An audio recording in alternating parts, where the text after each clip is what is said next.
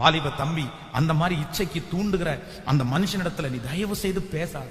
அப்படிப்பட்ட மனிதர்களுக்கு நீ அந்த போன் கால் பண்றதை நீ அவாய்ட் பண்ணிக்கோ. இல்ல உன்னுடைய அழகையே நீ ரசிக்கிறது மாதிரி அந்த மாதிரி போட்டோஸ் எல்லாம் எடுக்காத. வேதம் சொல்லுது, நீதான் உன் மாம்சத்தை அடக்கணும், நீதான் அந்த இச்சையை அடக்கணும், நீதான் அதை கண்ட்ரோல் பண்ணணும்.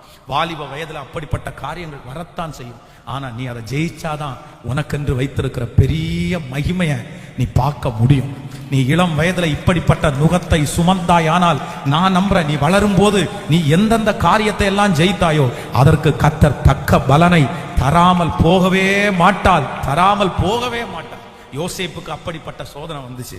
யோசேப்புக்கு அப்படிப்பட்ட சோதனை வரும்போது அவன் என்ன பண்ணுனான்னா, வேதம் சொல்லு, வஸ்திரத்தை விட்டுட்டு அவன் ஓடினான் என்று வேதம் சொல்லுது.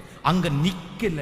அப்படின்னா நீங்க இச்சையிலிருந்து நீங்க ஜெயிக்கணும் அப்படின்னு சொன்னா ஆரம்பத்திலேயே நீங்க ஜெயிக்கணும், ஃபர்ஸ்ட்லயே நீங்க ஜெயிக்கணும். நீங்க முதல்ல விட்டுட்டீங்கன்னா, நீங்க முதல்ல ஓடாம விட்டுட்டீங்கன்னா, பரவாயில்ல நான் அந்த அளவுக்கு போக மாட்டேன், நான் அந்த அளவுக்கு செய்ய மாட்டேன், கொஞ்சம் தான், சும்மா பேச மட்டும்தான் நான் செய்வேன், கொஞ்சம் SMS மட்டும்தான் நான் அனுப்புவேன், இல்லைன்னா ஒரு சின்ன விஷயத்தை மட்டும்தான் பார்ப்பேன்னு நீங்க இந்த இச்சையான காரியத்தை ஆரம்பத்திலேயே கிள்ளல அப்படின்னா, நான் சொல்றேன் அது ஒரு பெரிய மரமாகும் போது உங்களால வெட்டவே முடியாது. சோ நம்பர் 1, முதலாவதாக ஒரு தேவனுடைய பிள்ளை இச்சையை மேற்கொள்றதற்கு நீங்க செய்ய வேண்டிய முதல் படி என்னன்னா, ஆரம்பத்திலேயே கிள்ளிரணும், ஃபர்ஸ்ட்லயே கிள்ளிரணும்.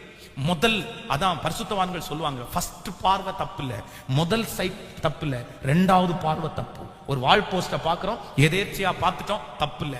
ரெண்டாவது டைம் பார்த்தா அது பாவத்தினுடைய லிஸ்ட்ல போயிடும். ரெண்டாவது டைம் பார்க்கறத கண்ட்ரோல் பண்ணணும்.